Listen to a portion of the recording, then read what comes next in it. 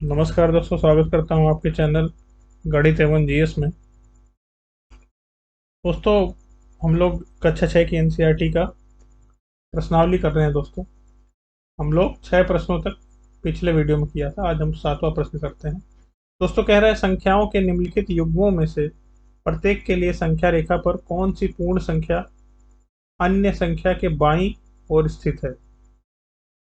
यह दोस्तों संख्या रेखा कह रहा है। ये जो युग्म दिए हैं, जोड़े जोड़े में दिए हैं ना, ABCD में, संख्या रेखा पर कौन सी पूर्ण संख्या है। पूर्ण संख्या है सारी, ठीक है। पूर्ण संख्या यानी दशमलव में ना होना या बटे वटे में ना होना, सब पूर्ण संख्या है, ठीक है। कौन सी पूर्ण संख्या अन्य संख्या के बाईं ओर स्थित है। बाईं ओर क्या होता है दोस्तों? यह है दाहिनी ओर, यह है दाईं ओर,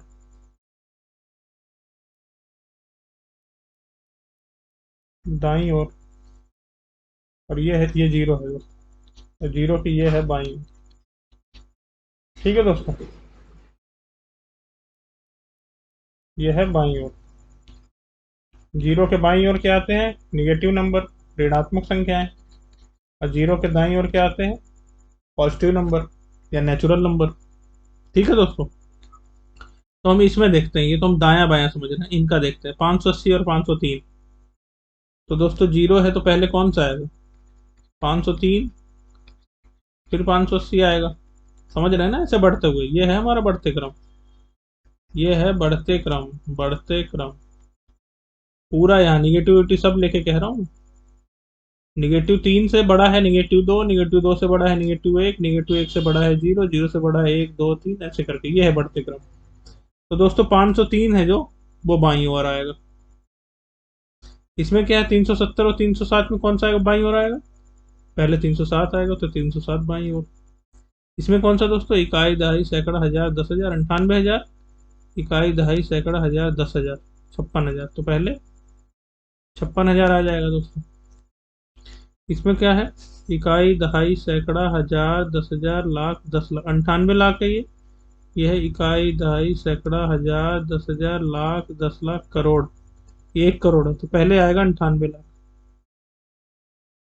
ठीक है ना दोस्तों। इधर जब बढ़ते जाएंगे हम जीरो के इधर, तो जो छोटी संख्या है वो पहले आएगी, वही बाईं ओर होगी। तो इन सब में जो छोटी है वही बाईं ओर होगी। इसके बाद देखते हैं दोस्तों इसमें क्या कह रहा है। इसमें हमें बताना है 8वें प्रश्न में, निम्नलिखित कथनों में से कौन सा कथन सत्य है और कौन से कथन असत्य है। कह रहा है शून्य सबसे छोटी प्राकृतिक संख्या है। दोस्तों हमने जाना अभी प्राकृतिक संख्या कौन सी होती है। प्राकृतिक संख्या, जिसको अंग्रेजी में कहा जाता है नेचुरल नंबर, नेचुरल नंबर, है ना दोस्तों। प्राकृतिक संख्या या नेचर, नेचुरल, सबका मालिक एक से शुरू होती है दोस्तों। ये सबसे छोटी प्राकृतिक संख्या कौन सी होगी? एक। शून्य सबसे छोटी प्राकृतिक संख्या नहीं है, शून्य सबसे छोटी पूर्ण संख्या कह सकते हैं आप,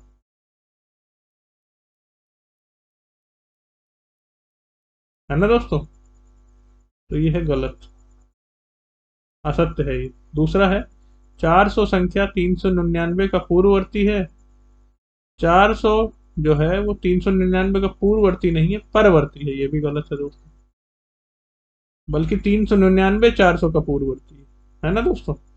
लिख रहा है शून्य सबसे छोटी पूर्ण संख्या, सही है दोस्तों, ये सही है। शून्य सबसे छोटी पूर्ण संख्या है। 600 जो है वो संख्या 599 का परवर्ती है। जी हाँ दोस्तों, 599 उसमें एक जोड़ेंगे तो 600 आएगा। तो 600 जो है, 600 जो है संख्या 599 का परवर्ती है। ये बात सही, ठीक है दोस्तों, सही है। सभी प्राकृतिक संख्याएं पूर्ण संख्याएं हैं। जी हाँ दोस्तों, ये देखिए, ये सारी प्राकृतिक संख्याएं हैं, इसमें जीरो और डाल दें, इसको कहते हैं पूर्ण संख्या। तो प्राकृतिक तो सारी इसका पार्ट है ही दोस्तों। एक बक्सा है, उसके अंदर एक छोटा बक्सा है, छोटा बक्सा है पूर्ण संख्या, और इसे ये, और यहाँ पे जीरो और है, और बड़ा बंका, ये छोटा बक्सा है प्राकृतिक संख्या और बड़ा बक्सा है पूर्ण संख्या। तो छोटा बक्सा तो बड़े के अंदर ही है, तो वही चीज कह रहा है, सभी प्राकृतिक संख्याएं पूर्ण संख्याएं हैं। जी हाँ दोस्तों, सही। सभी प्राकृतिक संख्याएं पूर्ण संख्याएं हैं, केवल शून्य ऐसा है जो पूर्ण संख्या है परंतु प्राकृतिक नहीं है। ठीक है दोस्तों, प्राकृतिक संख्याएं में जीरो और डाल दें तो वो बना देता है पूर्ण संख्या।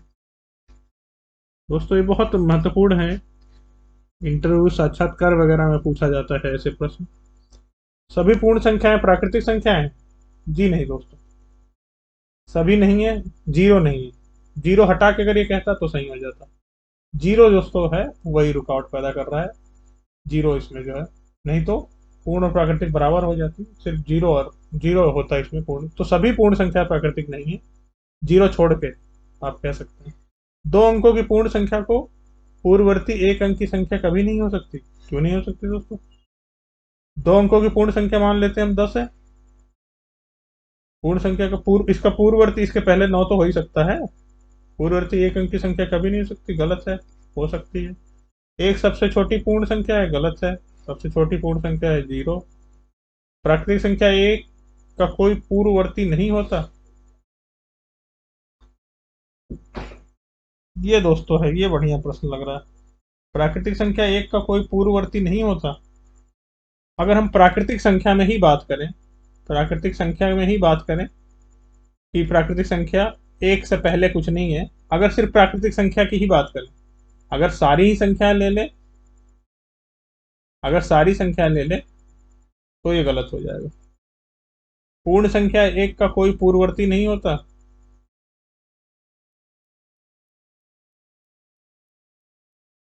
होता है जी, ये भी गलत है। एक का पूर्ववर्ती जीरो होता है। ये वाला थोड़ा डाउट है दोस्तों, ये कमेंट सेक्शन में आप चेक करके बताएं ये गलत है या सही है। ठीक है, ये देखिए पूर्ण संख्या 13 संख्याओं 11 और 12 के बीच में स्थित है। बीच में कहाँ स्थित है भाई? 13 तो 11 के बाद है ना। 11 और 12 के बीच तो 11.5 होगा। 11.1, 11.2, 11.3, 11.9 ये सब है इसके बीच में, 13 थोड़ी बीच में आ जाएगा।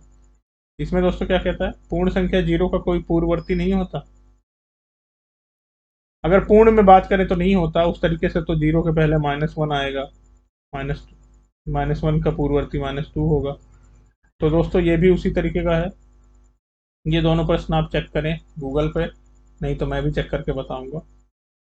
अगर सिर्फ पूर्ण संख्याओं में ही बात करें तो ये सही हो जाएगा, अगर सभी संख्याओं में बात करें तो ये गलत हो जाएगा, है ना दोस्तों। मगर पहला ऑप्शन इसका भी सही है और दूसरा गलत मैं दे रहा हूँ, इसका भी पहला सही दे रहा हूँ।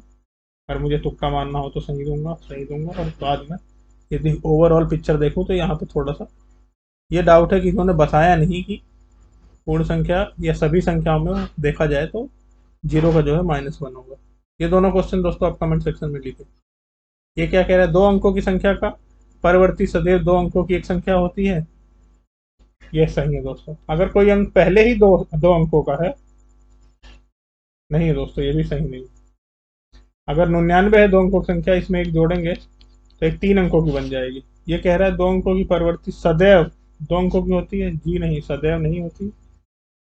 ये देखिए 99, 99 इसका एग्जाम्पल है दोस्तों। 99 के परवर्ती 100 हो गया, ये 3 अंकों की संख्या है। ये सदैव कह रहा है। ठीक है दोस्तों, ये जो दो प्रश्न है ये मैं चाहता हूँ आप गूगल पे करके इसको समझें और कमेंट सेक्शन में लिखें, और मैं भी इसको जान करके आपको और जानकारी लाऊंगा। ठीक है दोस्तों, आशा करते हैं आपको मजा आया होगा। धन्यवाद।